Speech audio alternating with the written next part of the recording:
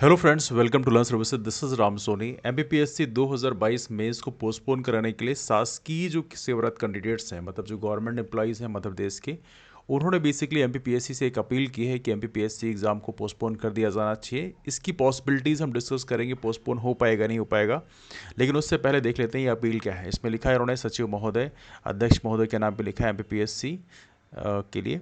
इसमें लिखा है, विधानसभा निर्वाचन 2023 को दृष्टिगत रखते हुए राज्य व मुख्य परीक्षा 2022 की तिथि परिवर्तित करने के संबंध में विषयांतर्गत निवेदन है कि मध्य प्रदेश लोक सेवा आयोग द्वारा राज्य सेवा मुख्य परीक्षा 2022 का आयोजन दिनांक 30 अक्टूबर से 4 नवंबर 2023 तक किया जा रहा है। उक्त परीक्षा में सम्मिलित कई अभ्यर्थी शासकीय सेवा में सेवारत हैं और वे प्रत्यक्ष या परोक्ष रूप से चुनाव से संबंधित कार्यों में संलग्न हैं। ऐसी स्थिति में उनका परीक्षा में पूर्ण तैयारी सम्मिलित होना एवं आचार संहिता के दौरान अवकाश पर प्रतिबंध होने से परीक्षा हेतु परीक्षा केंद्रों पर उपस्थित होना भी अत्यंत कठिन होगा। अतः निवेदन है कि राज्य सेवा मुख्य परीक्षा 2022 का आयोजन चुनाव समाप्ति के उपरांत किए जाने का कष्ट करें, जिससे अभ्यर्थी शासकीय सेवा एवं निर्वाचन कर्तव्यों के साथ साथ अपने उज्जवल भविष्य के लिए पूर्ण समर्पण से प्रयास कर सकें। इसको लिखा है समस्त शासकीय सेवक अभ्यर्थियों ने, जो कि राज्य मुख्य परीक्षा 2022 को पोस्टपोन कराने के लिए एक पहल चालू की गई है। अब यहाँ पे सवाल उठता है, क्या ऐसा हो पाएगा? वेल देखिए, पिछली बार भी ऐसी कंडीशन आई थी जब पंचायत के चुनाव हो रहे थे। उस समय भी ऐसी कंडीशन थी कि यहाँ पर जो गवर्नमेंट एम्प्लॉयज़ हैं उनके द्वारा इनिशिएटिव लिया गया था, लेकिन बाद में ऐसा कुछ हो नहीं पाया। इवनली ये बोल दिया गया था कि जो गवर्नमेंट एम्प्लॉयज़ हैं उनको बल्कि रिलैक्सेशन दे दिया जाएगा, उनको छुट्टी लेने का जो परमिशन है वो दे दिया गया था। अब इस बार, चूँकि पिछली बार राज्य निर्वाचन आयोग के पास में वो पावर था, चूँकि राज्य निर्वाचन आयोग पंचायत के चुनाव करता है, लेकिन जो हमारे विधानसभा के चुनाव होते हैं ये केंद्र के निर्वाचन आयोग के द्वारा कराए जाते हैं, इलेक्शन कमीशन ऑफ इंडिया के द्वारा कराए जाते हैं, आप लोगों को पता ही होगा। तो वहाँ पर इलेक्शन कमीशन ऑफ इंडिया इसमें क्या पहल लेता है, ये काफ़ी इंपॉर्टेंट होगा, बिकॉज इसमें एक जो पावर होते हैं वो इलेक्शन कमीशन ऑफ इंडिया के पास में होते हैं। आने वाले कल में देखने पता चलेगा। लेकिन ये बात सच है कि यदि ऐसा मैकेनिज्म पिछली बार वाला जैसे आता है, जिसमें पंचायत चुनाव के दौरान ऐसा किया गया था कि जो मेंस के कैंडिडेट्स थे उनको बेसिकली अलाउ कर दिया गया था कि आप छुट्टी ले सकते हैं, अगर ऐसी मैकेनिज्म आती है तो उस कंडीशन में फिर पोस्टपोन नहीं होगा।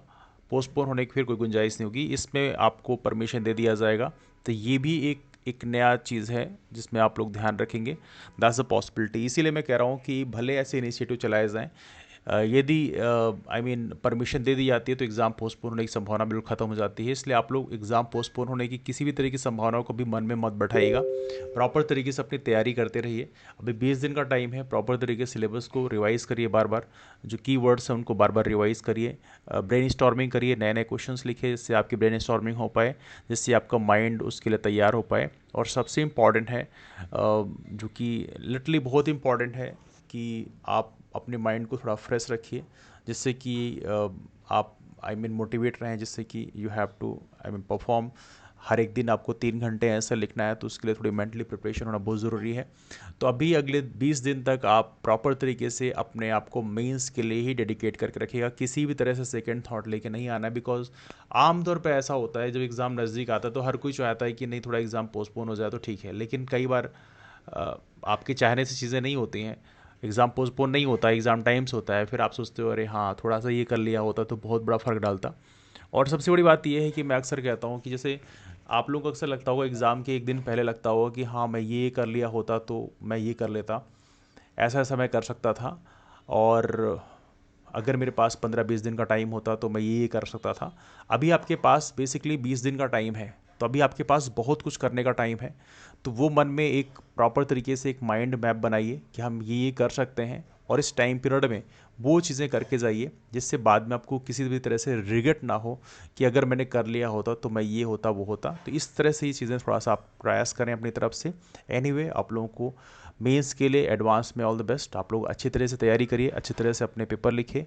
और सबसे इंपॉर्टेंट, मैंने पहले भी कहा था कि आपके पास जितना भी नॉलेज है, कम से कम नॉलेज पे भी अपने आंसर को आप लिख सकते हैं, बशर्ते कि आपने प्रॉपर पैटर्न तैयार कर लिया हो। तभी भी आंसर राइटिंग कंसिस्टेंटली करिए, जिससे कि आपका एक पैटर्न तैयार हो पाए और आप बेहतर तरीके से अपने आंसर को लिख पाएँ। That's all for now. मुलाकात करते हैं फिर, तब तक के लिए bye, take care, have wonderful day, keep empowered and take care.